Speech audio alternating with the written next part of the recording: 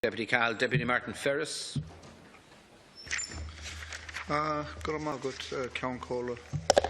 At the outset, I'd like to be associated with the wishes of support for Joe Healy, the new president of the IFA, and hopefully he will bring a radical change to that organisation and restore trust among the wider farming community. Minister, under your watch, agriculture has slid into a crisis in many sectors. In so many sectors, I don't know where to start. I'm inundated with calls and visits to my constituency office from farmers who are in absolute desperation at this moment in time. I don't know when a new government is formed, whether or not you will still be the Minister for Agriculture and Fisheries and be in the driving seat. But many would argue that you're leaving behind a legacy of neglect of the vulnerable sectors. Many, particularly in the farming community, would be of the opinion that your government has been a champion of the large farmer, the big farmer. And also, they would be very, very critical as well as leaders of certain farming organisations who were seen similarly to be supportive of the big buys. And to the detriment of many farmers born and raised in the proud tradition of agricultural production in Ireland, beginning to realise that there is no future for their children or their children's children in farming. That is an awful indictment, not just in your government, but in previous governments. We've seen the championing that big is good and great, and the small and the medium-sized farmer has been, the family farm has suffered terribly as a consequence. I wonder, Minister, if you really considered during your time at the head of the Department of Agriculture, Food and Marine, of the role of what a progressive minister should be in relation to rural Ireland. Because rural Ireland is very, very dependent on the family farm for its survival. And the number of people who have left the small family farms in the last decade or 2 decades has had terrible social consequences for rural Ireland. And that is an indictment on the entire political system in this House. Do you even consider that your place at the Cabinet table is intended to be representative and supportive role for the man and woman who, by their efforts and skill, produce the clean, green, wholesome produce of Irish farms? The people who work, when I talk about Irish farmers, family farms, these are the people who work 7 days a week and who are up all night either lambing ewes or calving heifers, and who go out in hail, rain and snow, and unfortunately, often this past while, through hell and high water, to produce the very best agri-food in the world, need their Minister for Agriculture, Food and Marine to stand up for them. They need the leaders of the farming organisations to stand up for them. But unfortunately, the record of the past is that they have not stood up for them. They have played platitude to the big, what they call the big progressive farmer, and to the detriment of the small, medium-sized family farm. What is the point of a minister who does not look at the most important link in the food chain, the person who actually produces it? Let's look at the dairy sector. I remember at the end of March last year, watching the news on RTE, and George Lee was so excited about the ends of the milk quotas, and the Minister, you were there, talking like the dairy sector had won the lotto. That was if you had opened your mouth or urged caution against it, you were seen as somebody that didn't know what you were talking about it. Sinn Féin was criticised, I was criticised at that time for being naive, because we were advising caution and warning that the obvious consequences of the removal of a quota would be an increase in production and so a drop in prices. That was as plain as evident for anybody to see. Yet Irish farmers, people who weren't even involved in the dairy sector, were encouraged by you, Minister, by the leaders of the farming organisations, by the processors to go into dairy production. They were encouraged as well by the banks. George Lee and the Minister said Sinn Féin is against everything, that they are marketing, there are markets in Asia opening up and everything will be great if Irish farmers can just rise to the occasion. At the National Dairy Conference in November of the year before, Minister Coveney went so far as to say that the shackles come off next April And following that, we will have an exciting mix of opportunity and challenge for all stakeholders. The shackles come off. The stakeholders, the producers, are the ones on their knees. The ending of quotas at a time of growing world demand was the opportunity of the century for the dairy sector. So said Board B Chief Executive Aidan Cotter. Very easy for Aidan Cotter to say that. He's on 150 grand a year. The man that's out of 25 or 30 cows or 35 cows is on his knees out right throughout the winter and the worst of weather, trying to put bread on the table for his family, trying to make ends meet. We are told there was an opportunity in markets in China, India and Africa, and a growing middle class sought out sources of healthy protein. So farmers were encouraged to prepare for this bonanza, or else they would not be competitive in this growing world market. So the Irish dairy farmers did what was advised, and they invested heavily in stock, in equipment, in buildings in order to raise to the massive opportunity and not be found wanting when it arrived. There are many TDs here who have people who were involved in the tillage sector in the southeast, who went out of tillage and went into dairy farming.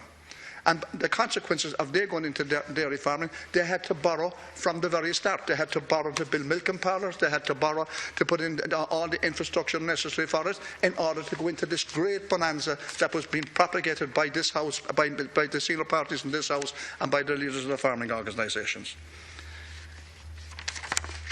The banks, I don't have to remind people that we bailed them out. Them against a lot of our will, but we bailed them out. The banks are encouraging people to borrow and invest, and many farmers took credit, the credit that was offered. I am now hearing from farmers up and down the country that they're getting as low as 22 cents a litre. 22 cents a litre. When the cost of to break even, you want to be making over 27 cents a litre, and many would say 30 cents a litre. They find themselves in trouble now with their lenders who are horrified by the predictions that there was no price increase, there will be no price in the horizon until 2017. So what does that mean? It means people who are producing below the cost of production are going further and further and further into debt, without any real support coming either from government, from the EU, and being pressurised by the banks. The problem is made worse by the fact that all dairy farmers are in the same position, and therefore it's impossible to sell animals to ease the losses, as no farmer wants to buy at this time. It is time now for Phil Hogan in Brussels to stand up and look for an increase in intervention prices.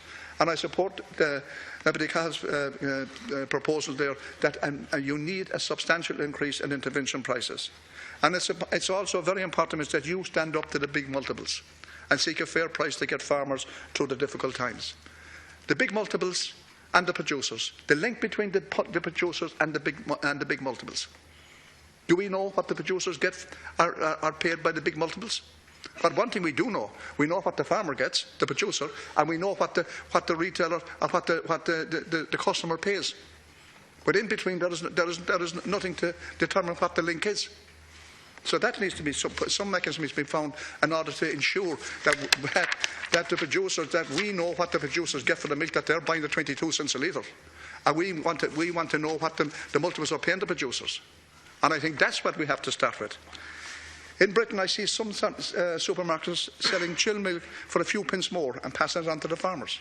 Here they're proactively trying to ensure that the farmer will be able to continue. And that's where the big supermarkets are playing a positive role, putting a few cents a litre on, which can be observed by the retailer and so forth, but at least it keeps some bit of help to the farmers.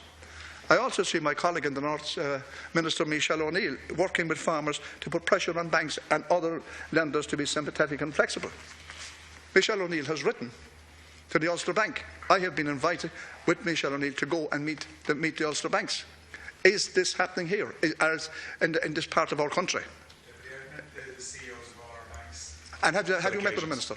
Sorry? Have you met with them? Yeah, on multiple occasions. Yeah, and what have they done? I've met them, I'd say 4 times in the last year. Yeah. And nothing has come out of it. So political pressure needs to be put on, so as that they will have to listen to the people, have to listen to the producer, the person who's at the bottom of the ladder, and it's up to us as elected representatives to ensure that that is the case. They were quite willing to take the money from the people's banks, from the people's pockets, in order to bail themselves out. But what have they done in order to reciprocate to the people most in need and who are the victims of their reckless lending now, which is the people who they were encouraged to lend to, and the producers, the farm producers? We need government action on this crisis because it's not going to resolve itself, and farmers cannot be allowed to go under for lack of support. There is an air of quite despair out there among farmers who have been harassed by the banks because they are in trouble with their repayments. The government should be looking out for farmers, supporting them. That is the job, your job, Minister, or whoever comes after you, to look after Irish agriculture.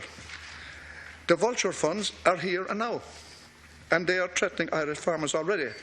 But we need again to challenge these vulture funds, where you have these so-called non-performing loans being sold onto vulture funds at a knockdown price, and they then become the people who are involved in the eviction of people from their homes and indeed from their farms.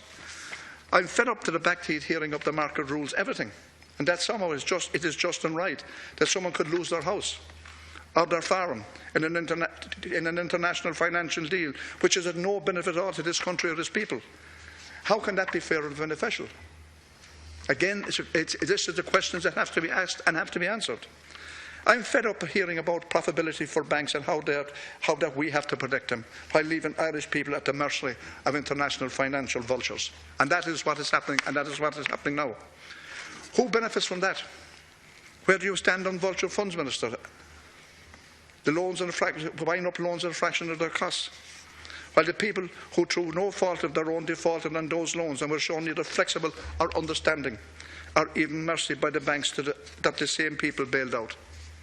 And some of those people are also beef farmers, other sectors that is one crisis after another over the past few years. And from your contribution here this morning, I welcome the fact that you are trying to force or trying to ensure that we have a live trade output.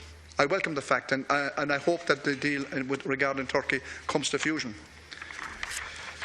Regarding the beef, your response was to set up the beef forum, which has turned out to be ineffective. This is according not to me, but according to farmers, and nothing more than a talking shop. That's what they're saying. Regarding TTIP, what are you going to say about the latest leaks, Minister, that Greenpeace have published? Will the US comply with European standards in agriculture?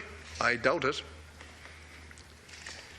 I see that in the leaked documents that the US side is being influenced by both chemical companies as well as fossil fuel companies. Here again you have the big brother out there influencing a negotiation that we, a small country, are going to be compelled if Europe capitulates to the demands of TTIP. The whole thing seems so large and so uncontrollable. And you, Minister, are telling us nothing, and maybe you know nothing about the deal. But it isn't your job to tell us what will happen to Irish agriculture under TTIP. We need to know the consequences of that. I was part of the Agricultural Committee here, and we were one of the few committees to contribute to the debate in TTIP. And I commend all the deputies of every persuasion. You were there, Pat, on that debate. And other committees didn't even bother to debate it, or weren't even encouraged to debate it, and which is wrong because it affects everybody. And also we have, what nobody has mentioned here, the Comprehensive Economic Trade Agreement with Canada. We need answers on that. What's the consequences of that? Because here you have, in relation to that, GMO production. And that is the reasoning and the motivation behind it, is the GMO aspect of it, of which we are supposed to be outside of, and Europe is supposed to be outside of. And I have raised this since going back in the early noughts when I came in here first about the GMO. I would ensure, along with my party, wherever we had councillors, to bring motions through to county councils to make their areas GMO free. And thankfully it has worked to some degree. Is it true, for example, that the US wants to oblige the EU to inform American industries of planned regulation and to allow them to influence the regulatory process to the same extent as Europe wants? Again, serious questions. There are other issues in rural Ireland besides farming that need urgent attention. Your government is stripping services and neglecting infrastructure has had its effect. We want all farming to thrive and prosper, and there are a lot of people living in rural Ireland who do not farm, but who are dependent on farming. The way rural Ireland has been managed and mismanaged means that there is a lot of desperation in parts of our country. If the young people are not already gone, they are left forgotten with a poverty of opportunity. Can you, Minister, be 19? Can you imagine, Minister, being 19 or 20 in a small village in rural Ireland and not being able to find a job? There is no transport to allow you to commute. So access to places where there might be jobs is limited, and so access to further education in many cases. Do you realise, Minister, that in many areas where there are jobs, one second, you allow the Minister extra time. And latitude. Yeah, there has to be a bit of latitude because we've got extra 2.5 hours to debate this, and I'll be finished in a few minutes. Okay, thank you. Young people that live in rural Ireland that have the opportunity of work, and it might be 10, 15, 20 miles away from them. They take up that job. They go for insurance on their car. They pay 4, 5, 6, 7, 8, 9,000 euro for insurance in the car. I have dealt with cases like that. That is the situation where there's no public transport. The opportunity of a job may be 15, 20 miles away from them. They can't get there because they can't get insurance to drive there, and they can't afford it. And if they do that, they find themselves in the position where, they'll be working for nothing and maybe at a loss. I just want to refer finally to the statutory instrument regarding the penalty pints and fishing. I welcome the fact. I'm going to keep talking. I'm going to take my time here, Cahill. I'm not going to be stopped because fishing is not. I'm not going to allow fishing to be neglected. Right here, and over the last 2 weeks, I met with the fishing organisations, and you said, and I commend you for it. Said you are listening. You're listening to us, right? I went forward, met with Richard Barrett and people before profit. I asked them to support a motion here before the House, a motion we could vote on to overturn that statutory instrument. That statutory instrument penalised people without any access to the court, and irrespective of the court outcome, they will still have to carry the penalty pints. Can anyone explain to me, or can you explain to me, Minister, in relation to that, what advice, legal advice did you get before signing that statutory instrument? You are now looking to the Attorney General in order to look for advice. What advice he's going to give you now? But you signed in that statutory instrument. It was signed in without any legal advice, and it was signed in. I will not shut up. I'm not going to leave this go. It was signed in.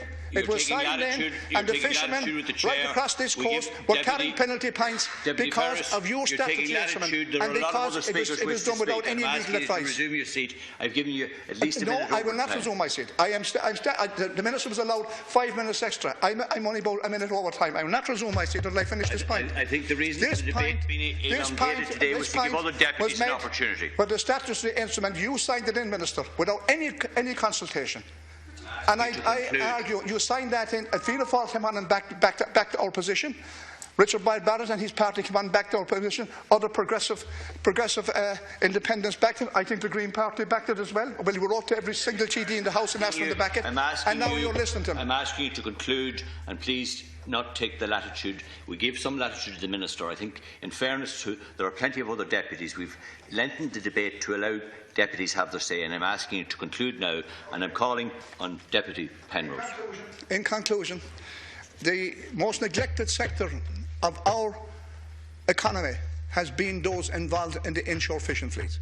They have been decimated, and they have suffered enormous consequences because of decisions taken in the past by both governments. I'm now calling on Deputy I'm asking the Minister to ensure that they have the statutory instrument is got rid of. I'm quite sure he has heard you.